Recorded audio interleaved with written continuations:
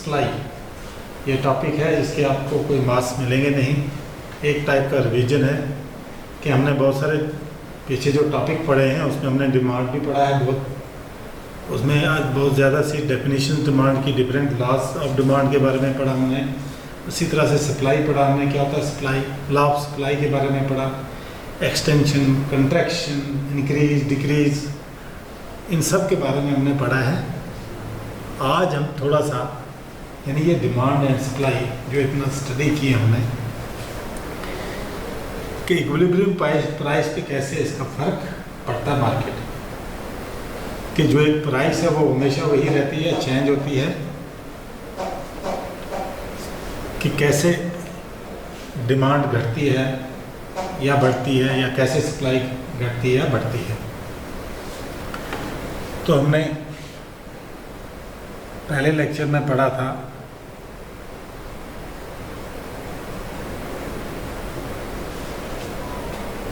Market equilibrium निकाला था हमने।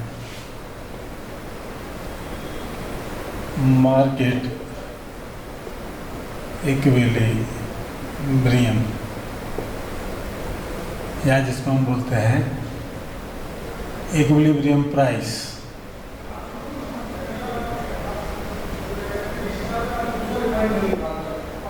इक्विलिब्रियम प्राइस या बोलते हैं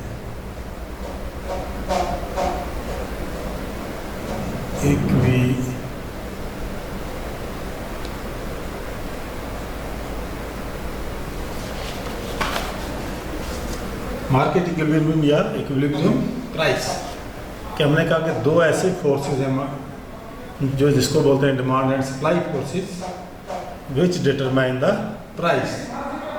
और इक्विलिब्रियम प्राइस कैसे डिटरमाइन करते हैं कि जहाँ डिमांड कर और सप्लाई कर एक दूसरे को इंटरसेक्ट करते हैं, ये जो पॉइंट आता है कॉमन पॉइंट, इसका मतलब है कि यहाँ पर डिमांड और सप्लाई दोनों इक्वल होते हैं। तो इक्विलिब्रियम प्राइस भी वही सिचुएशन होती है कि जब एग्रीगेट डिमांड जो एग्रीगेट सप्लाई के बराबर होती है, या टोटल डिमांड टोटल सप्लाई के बराबर होती है। तो ये जो कम ऑफ पेज जो मार्केट में इक्विलिब्रियम प्राइस यानी ओपी जो आ गया हमारे पास, आगे equilibrium price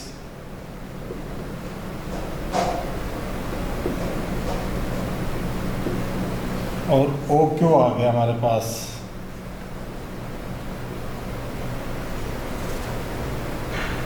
equilibrium quantity.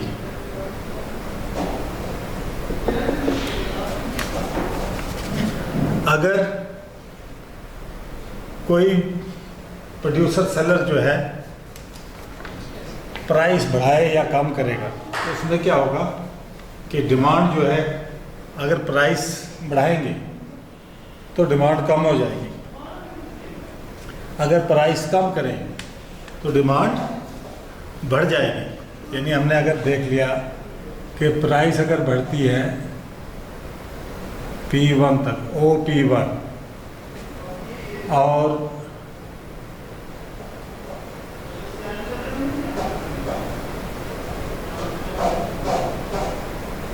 Demand हो जाएगी हमारी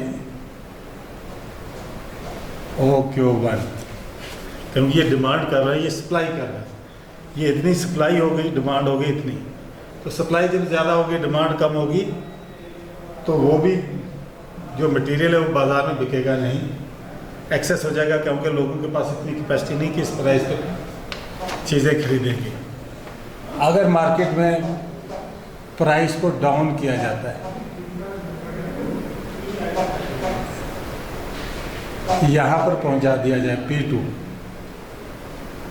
फिर क्या होता है, उस वक़्त डिमांड बढ़ जाएगी लेकिन सप्लाई जो है कम हो जाएगी। जैसे हमने पढ़ा है कि लॉ ऑफ डिमांड में पढ़ा हमने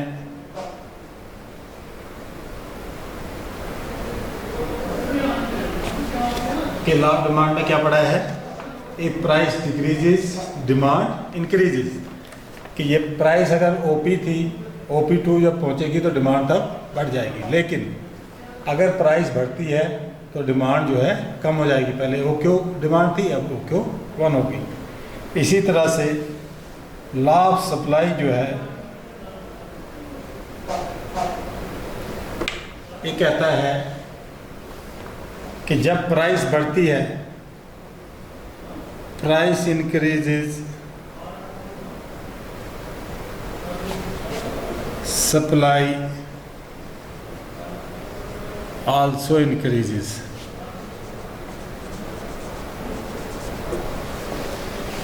or price decreases, supply also decreases। ये इसलिए होता है कि सप्लाई करने वाला होता है प्रोड्यूसर। प्रोड्यूसर का मतलब हो गया या फर्म वाला हो गया जो प्रोडक्ट को तैयार करता है। जब उसको अपने प्रोडक्ट की कीमत जो है ज़्यादा मिलेगी तभी वो मार्केट में उसको सप्लाई करेगा। इसलिए कहते हैं प्राइस इनकी जब बढ़ेगी तभी सप्लायर जो है मार्केट में सामान भेजेगा। उसके अलावा अपोजिट में जो डिमांड है वो कंज्यूमर ने मार्केट से सामान खरीदना है। अगर उसको सामान सस्ता मिलता है तो ज़्यादा खरीदेगा, अगर उसको सामान महंगा मिलता है तो कम खरीदेगा। एक तो उसमें बड़े रीज़न होते हैं, कम क्यों खरीदेगा, ज़्यादा क्यों खरीदेगा। एक सबसे बड़ा फैक्टर होता है इनकम ऑफ द कंज्यूमर, कि इनकम पे डिपेंड करता है। अगर इनकम कम है तो कंज्यूमर हो सकता है उस प्राइस पे ना खरीद सके, अगर इनकम ज़्यादा है तो उसके लिए प्राइस की कोई चिंता नहीं। लेकिन कुछ शर्तें हैं जिसमें हम ये लॉ जो है हमने स्टडी किया हुआ है, जिसमें लागू होता है।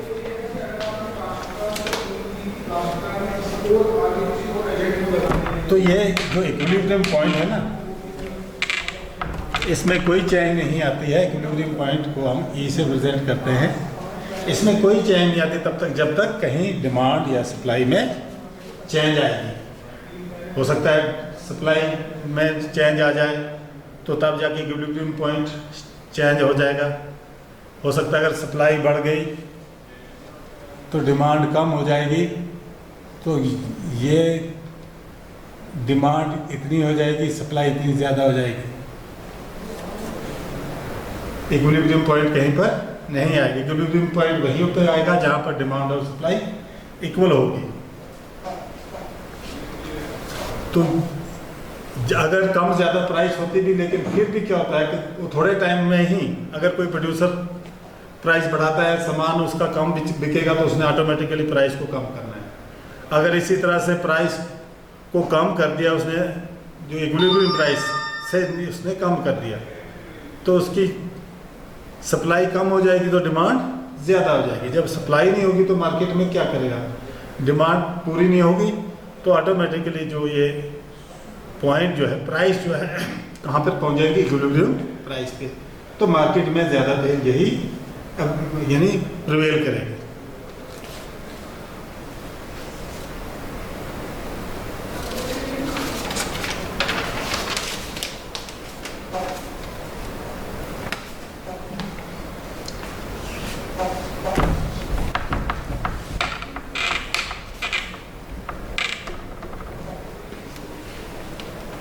लेकिन बट इन पुअर कंट्रीज या पुअर कंज्यूमर बोलेंगे हम, पुअर कंज्यूमर, जहाँ पे गरीबी बहुत ज़्यादा, गरीब देश हैं बहुत सारे, कि जो इस मार्केट प्राइस पे क्या करते हैं, हम मान के चलते हैं कि हमारे पास एक गुड ए है, इसकी कीमत अगर ₹10 है तो सभी लोग खरीदेंगे। अगर इसकी कीमत ₹20 हो जाएगी तो खरीदने वालों की गिनती कम हो जाएगी, क्योंकि जो गरीब आदमी 10 रुपये दे सकता था वो 20 रुपये नहीं दे सकता है। इसी तरह से प्राइस और बढ़ जाएगी और लोग पीछे छूट जाएंगे। कि जो उस प्राइस को पे नहीं कर सकते। तो जो प्राइस पे नहीं कर सकते उसके लिए क्या करते हैं कि गवर्नमेंट जो है उनके लिए आगे आती है। गवर्नमेंट जो उनके लिए कोई प्राइस वगैरह फिक्स करती है। जैसे आप देखते हैं कि हमारे इंडिया में भी बहुत सारे गवर्नमेंट की ये जो राशनिंग सिस्टम है, राशन जो हमें मिलता है,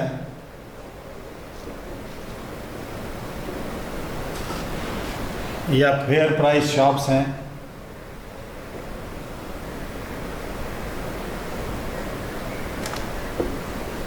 मतलब ऐसी दुकानें खोली हैं, ऐसे राशनिंग सिस्टम बनाए कि गरीबों को सस्ते दामों पे अनाज वगैरह यानी जो नेसेसरी आइटम है उनको प्रोवाइड किया करते हैं।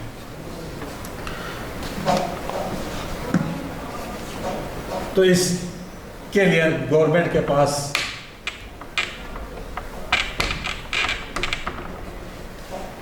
यानी पुअर सेक्शन को देखने के लिए गवर्नमेंट के पास कुछ प्रोविजंस होते हैं जो गवर्नमेंट अपनी अथॉरिटी को, पावर्स को इस्तेमाल करके गरीबों की मदद करते हैं। इसमें सबसे पहले आता है price ceiling.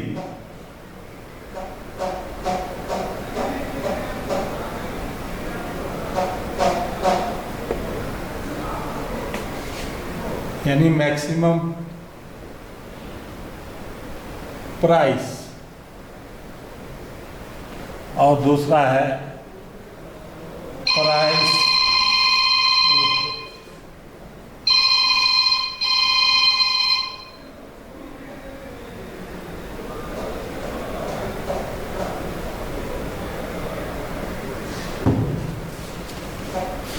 Price floor.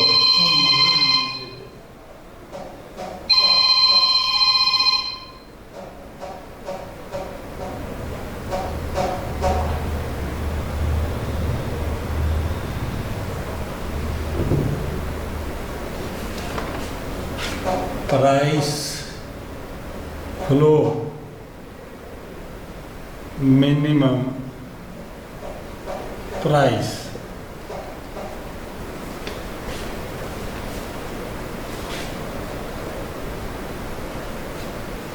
Number 1 हम करते हैं price ceiling.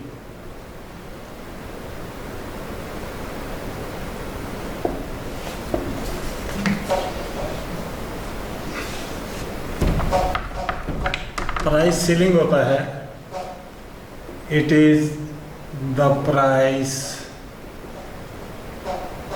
Fixed by the government above which a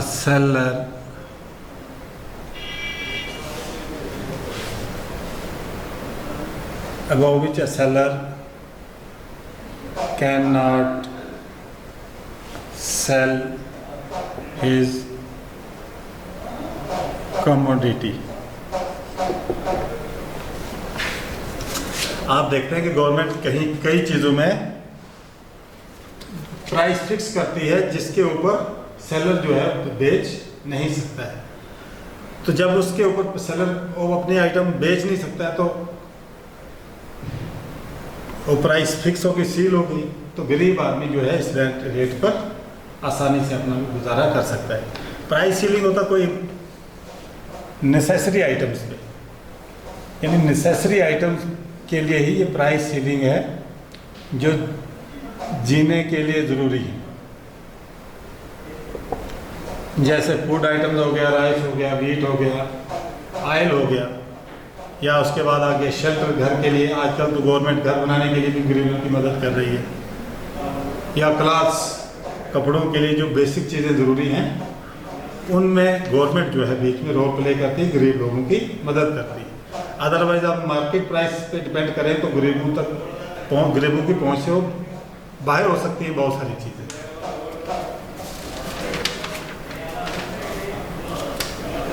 price ceiling को हम डायग्रामेटिकली समझने की कोशिश करेंगे।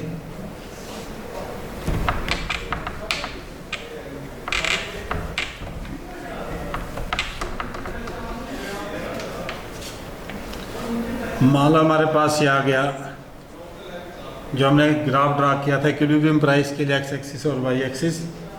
यहाँ पे आ गया क्वांटिटी, यहाँ पे आ गया प्राइस, ये आ गया सप्लाई कर, ये आ गया डिमांड कर, ये आ गया इक्विलिब्रियम प्राइस,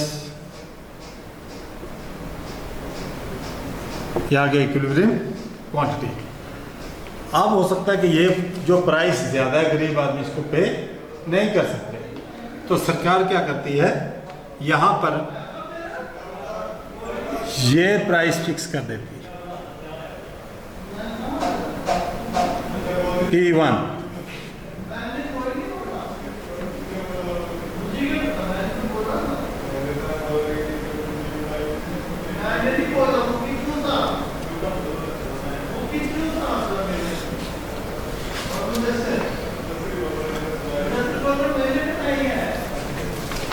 गवर्नमेंट कौन सी प्राइस फिक्स कर देगी, OP1। OP1 पे क्या होगा, हमारी डिमांड जो है बढ़ जाएगी।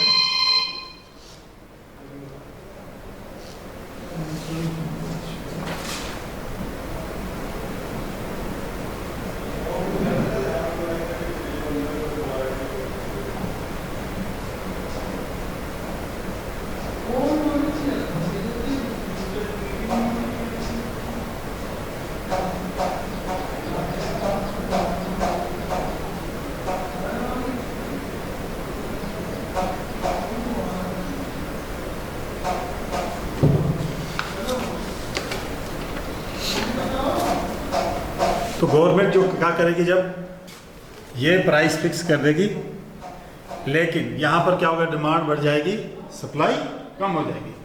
तो सप्लायर क्या करेगा, अपना सामान जो है मार्केट में कम भेजेगा, क्योंकि कम कीमत पे उसका जो टोटल अर्निंग है, रेवेन्यू कम हो जाता है। फिर कहाँ पर क्या करते हैं ये लोग, जो सप्लायर जो हैं, ब्लैक मार्केटिंग पे आ जाते हैं। ब्लैक मार्केटिंग, माल को छुपा के रखते हैं, फिर जहाँ देखा कि आप बोलते हैं सप्लाई कम है, तो बाहर जाके उस जो इक्विलिब्रियम प्राइस है इससे भी ज़्यादा के पैसे जो वसूल करते हैं। आपने देखा होगा कि बहुत सारे पिछले साल में हर साल प्याज की कीमतें इतनी ज़्यादा हो जाती हैं कि प्याज जो 100 रुपये किलो तक पहुँच जाता है। उसमें यही जो है ब्लैक मार्केटर्स जो हैं वो सामान को डंप करके देते हैं, मार्केट में सप्लाई करते नहीं, इसलिए बोलते हैं शॉर्टेज आ गई। जो ही फिर मनमाने रेट से अपनी मर्जी से वो उस चीज़ को बेचते हैं, इसलिए ये रेट जो बढ़ जाते हैं। लेकिन गवर्नमेंट भी क्या करती है, गवर्नमेंट जो है इसको कंट्रोल करने के लिए उन्होंने क्या किया होता है, नंबर 1 फेयर प्राइस शॉप खोली होती है। आपने देखा होगा कि खासकर दिल्ली में भी अरविंद केजरीवाल जी ने प्याज जगह जगह पर प्याज बेचना शुरू कर दिया, गाड़ी लगा दी, सस्ते दामों पर लोगों को प्याज बेचना शुरू कर दिया। यानी ये जो ब्लैक मार्केटर्स है उनसे गरीबों तक पहुंचाने के लिए कि गरीब को सस्ते दाम में ही प्याज मिल जाए, इसलिए ये जो फेयर प्राइस शॉप्स जो हैं खोली जाती हैं, जहाँ से गरीब अपना सामान लेता है। ऐसी कंडीशन में होता है मुश्किल है, ये चीज़ें मिलना बड़ी मुश्किल होता है। अगर जहाँ पर फेयर प्राइस शॉप इतने लोग होते हैं, एक दुकान होगी या 2, 4, 5 दुकानें होंगी, वहाँ लाइन में खड़ा होना पड़ता है। आपने देखा होगा कि जो राशन की दुकानें हैं वहाँ तो जब राशन आता है तो बड़ी भीड़ लगी होती है, तो लोगों को बहुत मुश्किल से वो राशन लेके कहीं घर पहुँचते हैं। है तो इसमें मुश्किल, लेकिन गरीबी की एक मजबूरी है, करेंगे भी क्या, महंगा भी नहीं खरीद सकते, सस्ते के लिए लाइन में खड़ा होना ही पड़ता है।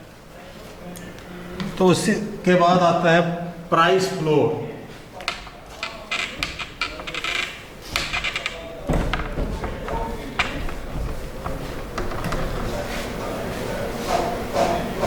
प्राइस सीलिंग में एग्जाम्पल्स हैं, जैसे आपने देखा होगा ये आ गया शुगर, फेयर प्राइस शॉप पे सस्ती मिलती है, कैरोसिन ऑयल, फेयर प्राइस यहाँ पे ऐसे रेट मार्केट में कुछ और है और यहाँ पर सस्ता मिलता है। या राशन देखा होगा आपने, चावल किसी को 2 रुपये किलो दे रहे हैं जो बिलो पॉवर्टी लाइन है, किसी को 10 रुपये, लेकिन मार्केट में वही चीज़ जो है 20-30 रुपये किलो से ज़्यादा मिलती है। तो ये गवर्नमेंट जो है प्रोविज़न रखती है गरीब लोगों के लिए, गरीब लोगों की मदद के लिए। प्राइस सीलिंग यानी एक प्राइस फिक्स कर देती है जिसके ऊपर सेलर को अपना सामान बेचने की इजाज़त नहीं होती है। तो उसके बाद जब वो ब्लैक मार्केटिंग को करता हो, इलीगल बिजनेस हो गया, वो चोरी करना हो गया, तो चोरी से कोई पकड़े जाते हैं, ठीक नहीं, फिर कोई गवर्नमेंट तो कोशिश करती है उनको धर दबोचने की। इसके बाद आता है प्राइस फ्लोर। प्राइस सीलिंग हो गई कि गरीब आदमी को मदद करने के लिए। नंबर 2 हो गया price floor, minimum price.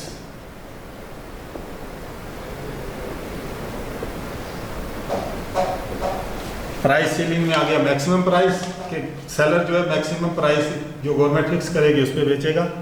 Minimum price का मतलब होता है कि जैसे हम देखते हैं जो ही हमारा जो एक एग्रीकल्चरिस्ट है, ज़मींदार है, उसके पास जब फसल तैयार हो जाती है तो ये जितने भी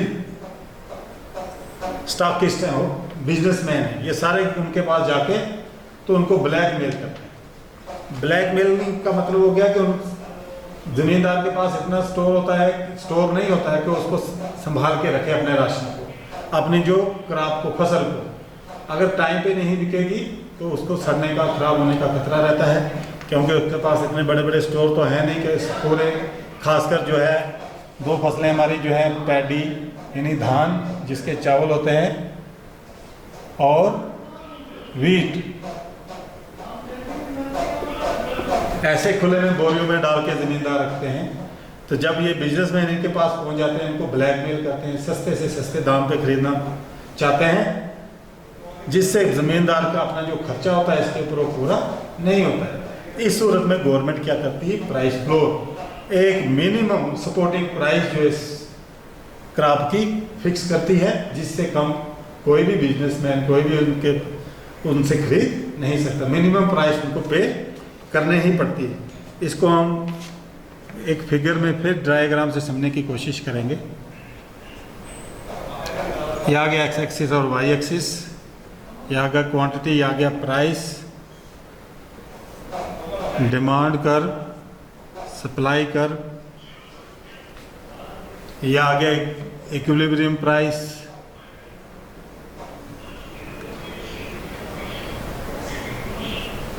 यह आ गया इक्विलिब्रियम क्वांटिटी। प्राइस सीलिंग में गवर्नमेंट क्या करती है, जो मार्केट प्राइस है यानी इक्विलिब्रियम प्राइस उससे कम लेवल पे उसको फिक्स करती है। लेकिन प्राइस फ्लोर में क्या करती है कि किसी ज़मींदार को फ़ायदा पहुंचाने के लिए कि उसकी फसल कम दामों में ना बिके, उसके लिए क्या करती, प्राइस को थोड़ा बढ़ा के गवर्नमेंट खुद अपनी एजेंसी वाले भेज के उनसे खरीद के अपने स्टोर में डंप करवा लेते हैं।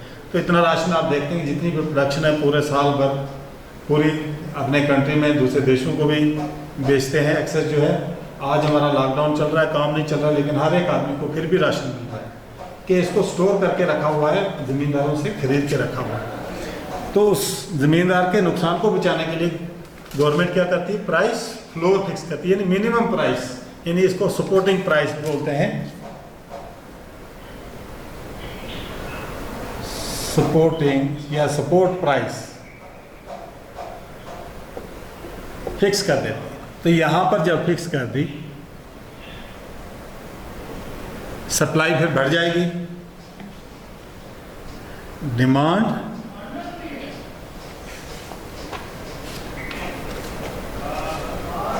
प्रोडक्ट की जब प्राइस बढ़ेगी तो सप्लाई भी बढ़ जाएगी।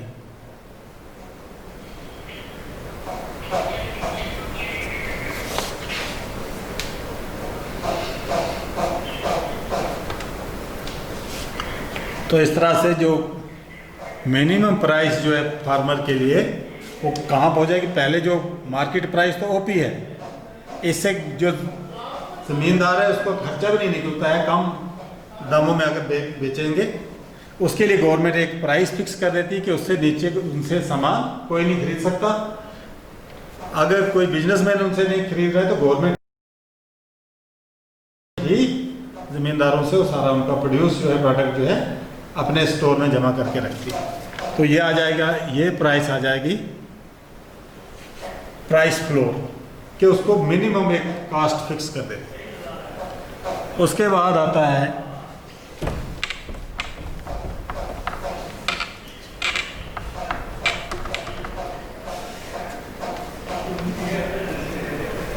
इसके rules of demand and supply में आता है food availability, food availability,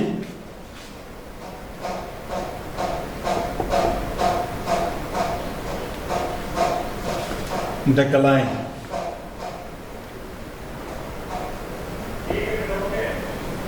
FAD। ये आपको कभी कभार ऑब्जेक्टिव टाइप में पूछा जा सकता है, what is FAD, food availability decline, full name इसका ये लिखें। पहले मैं आपको बता रहा था, एग्जांपल बता रहा था मैं, फॉर एग्जांपल हमारे पास एक, तो गरीब आदमी के लिए तो एसेंशियल गुड्स जरूरी, जिंदा रहने के लिए जरूरी, तो एसेंशियल गुड्स में आती है जैसे हमारा है फूड है, खाना सबसे ज़रूरी है, फिर शेल्टर, फिर क्लॉथिंग, क्लॉथ्स। ये बेसिक चीज़ें एक आम आदमी को चाहिए। उसके बाद ये पूरी हो जाए कि उसके बाद नेक्स्ट, क्योंकि इकोनॉमिक्स में क्या कहते हैं कि वांट्स आर अनलिमिटेड, कि आपकी जो वांट्स हैं अनलिमिटेड होती है। जैसे आप एक वांट को पूरा करते हो, दूसरी वांट तैयार हो जाती है अंदर से, ये पूरा हो गया, अब नहीं, अब मुझे ये चाहिए। एक टीवी ले लिया आपने, अपनी दूसरा ये छोटा है, बड़ा चाहिए। आपके पास एक मोबाइल छोटा सा आया था, नहीं अब हमें बड़ा भारी एंड्रॉइड मोबाइल चाहिए। तो वांट्स आर अनलिमिटेड, इनको फुलफिल नहीं किया जा सकता। तो इसी तरह से मैं बोल रहा था, अगर हमारे पास कुछ कैटेगरीज हैं कि हमारे पास एक आइटम है, कोई एक एसेंशियल आइटम है जिसको कुछ लोग 10 रुपये से ज़्यादा नहीं खरीद सकते हैं। कुछ लोग, अगर प्राइस बढ़ गई 20, तो ये वाले नहीं खरीद सकते, 20, कुछ आएंगे कि 20 वाले भी खरीद सकते हैं। अगर प्राइस 30 हो जाती है, उसमें खरीदारों की और कीमत कम हो जाएगी, गिनती कम हो जाएगी। अगर अबव 30 चला जाती है प्राइस, तो वेरी फ्यू जो है इस चीज़ को इस्तेमाल कर सकते हैं। जैसे हमने आपको कहा है एग्जांपल, अगर प्याज 10 रुपये 20 रुपये किलो मार्केट में चल रहा है, तो सभी लोग खरीद रहे हैं, गरीब भी ले रहा है, अमीर भी ले रहा है। लेकिन जो ही उसकी प्राइस बढ़ती है तो ये वाला खरीदना बंद कर देता पहले से। उसके बाद यहाँ पर प्राइस यहाँ से ऊपर चले जाएगी, ये खरीदना बंद कर देगा। यहाँ पहुँचेगी तो ये बंद कर देंगे खरीदना। अगर 30 से ऊपर चलेगी तो ये सारे खरीदना बंद कर देंगे, क्योंकि उनके पास उतनी कैपेसिटी नहीं है, वो उतने सामान जो है खरीद सकते हैं। तो इस तरह से ये आ गया फूड अवेलेबिलिटी डिक्लाइन, कि जब आपके पास फूड तो है लेकिन आम आदमी उसको खरीद नहीं सकता। किसकी वजह से? कीमत की बढ़ने की वजह से। तो आम आदमी इसको फिर खरीद नहीं सकता। इसको बोलते हैं फूड अवेलेबिलिटी डिक्लाइन। इसके बाद कुछ डेफिनेशन थी, जो जैसे राशनिंग क्या होता है,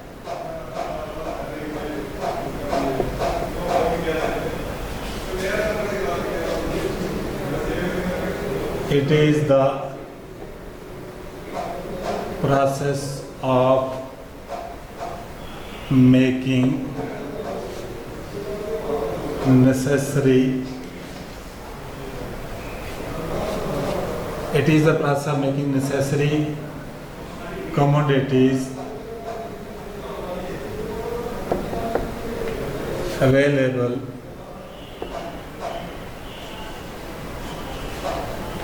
to poor public।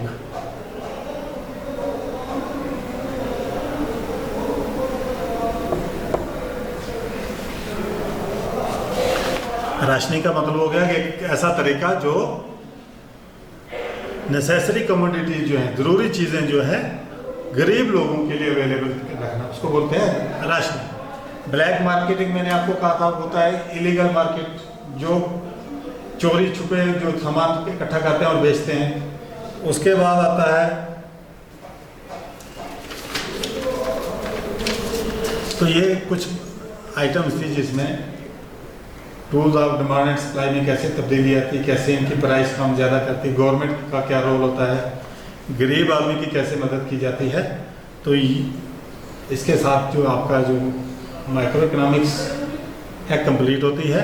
ये वाला टॉपिक तो नॉन अवेलेबल होता है, इसकी कोई मार्क्स नहीं है, फिर भी आपको ये डिमांड एंड सप्लाई के इनका डायग्राम कैसे ड्रा करते हैं, इक्विलिब्रियम प्राइस को कैसे कैलकुलेट करते हैं, प्राइस सीलिंग क्या होता है, प्राइस फ्लोर क्या होता है, फूड अवेलेबिलिटी डिक्लाइन क्या होता है, इनको आप अच्छी तरह से देखेंगे जो आपको एग्ज़ाम में काम आ सकते हैं। Thank you.